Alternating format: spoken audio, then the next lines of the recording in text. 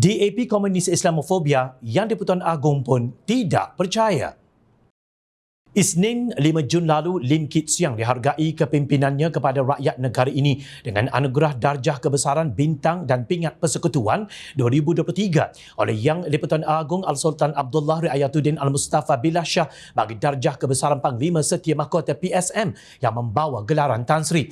Berdekat-dekat Kit Siang yang kini berusia 82 tahun berkecimpung dalam politik sehingga memegang jawatan tertinggi DAP sebagai Setiausaha Agong dan pengerusi parti itu.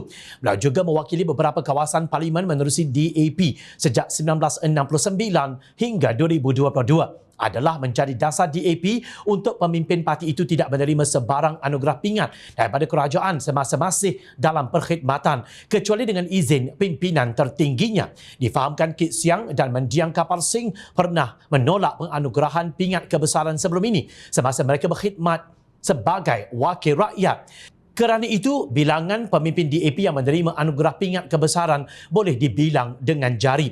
Mereka yang menerima anugerah tidak kira daripada Sultan maupun Yang di-Pertuan Negeri sentiasa diingatkan oleh pucuk pimpinan DAP bahawa darjah kebesaran bukan keutamaan parti. Namun kali ini Kit Siang lantas dihujani ucapan tahniah daripada rakan-rakan kerana beliau sudah bersara daripada politik dan layak menerima darjah kedua tertinggi negara ini sebagai seorang negarawan. Setiausaha Agong DAP yang juga Menteri Pengangkutan Anthony Lok Siu Fok dalam kenyataan penghargaannya kepada Yang di-Pertuan Agong terhadap anugerah Tan Sri itu berkata, pengurniaan tersebut merupakan satu pengiktirafan yang sangat bermakna kepada parti DAP dan juga satu penghormatan kepada sumbangan Tan Sri Lim Kit Siang dalam sistem demokrasi negara selama 57 tahun. Katanya sebagai ahli Dewan Rakyat selama 11 penggal, Kit Siang memberi sumbangan dan memainkan peranan sebagai ketua pembangkang di Parlimen Malaysia selama 29 tahun demi menyuburkan sistem demokrasi negara. Tomahan komunis terhadap DAP dijaja para pemimpin parti Asabiyah di saat berhadapan pilihan raya, tidak kira pilihan raya umum, pilihan raya negeri maupun pilihan raya kecil. Kini berhadapan dengan pilihan raya negeri, Presiden PAS Tan Sri Abdul Hadi dalam rencananya yang diterbitkan Harakat Daily pada 31 Mei lalu yang bertajuk Bukan Islam Tidak Selamat Kalau Melampau Terhadap Islam, mengulangi tomahannya tentang DAP dan secara tersirat Pakatan Harapan. Parti Tindakan Demokratik DAP yang ditubuhkan selepas kemerdekaan hanyalah mengeruhkan keadaan yang baik dalam hubungan masyarakat majmuk. Laksana diberikan betis, mahukan paha.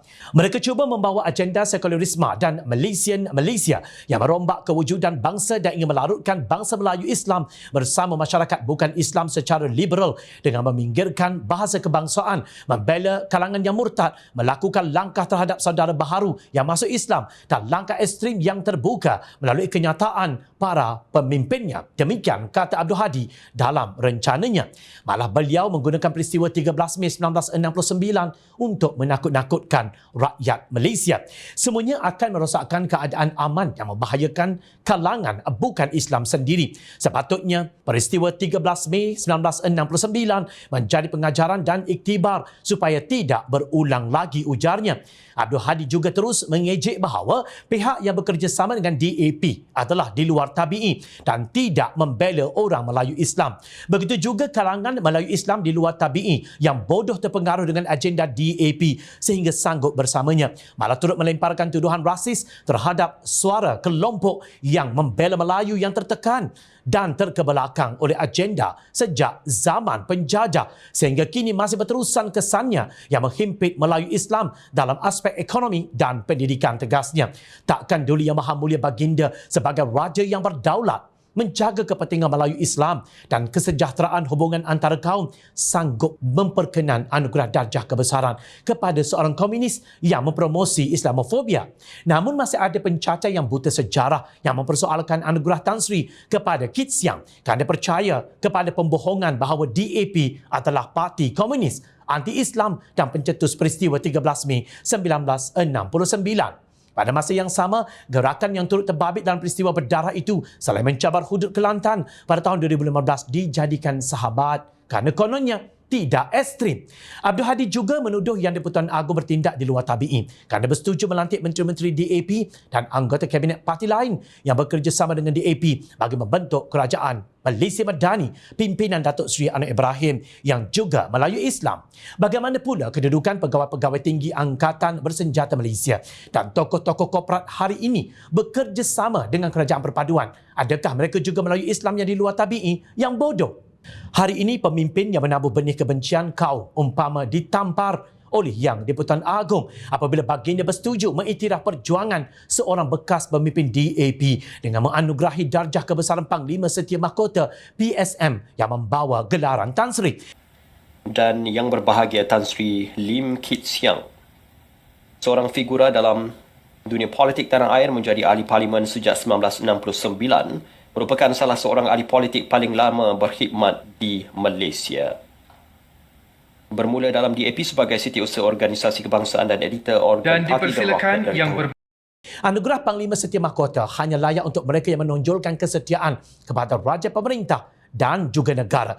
Jom Channel ingin bertanya kepada pencacai yang bebal ini. Apakah jasa pemimpin yang mendapat gelaran Tan Sri tetapi makan gaji buta kerana sering ponteng sidang parlimen sambil memegang jawatan duta khas bertaraf menteri tetapi tidak membawa hasil apa-apa? Pemimpin itu juga mengkafirkan sebahagian umat Islam hanya kerana perbezaan fikrah politik, sedangkan menggelarkan orang Islam sebagai kafir adalah satu dosa besar yang akan kembali kepada pihak yang memberi gelaran itu. Bagi golongan yang menabur kebencian kaum dengan mengungkit peristiwa 13 Mei 1969, apa yang kalian dapat? Adakah kalian hanya akan berpuas hati jika negara ini terus-menerus kucak-kacir dan rakyatnya saling benci-membenci antara satu sama lain?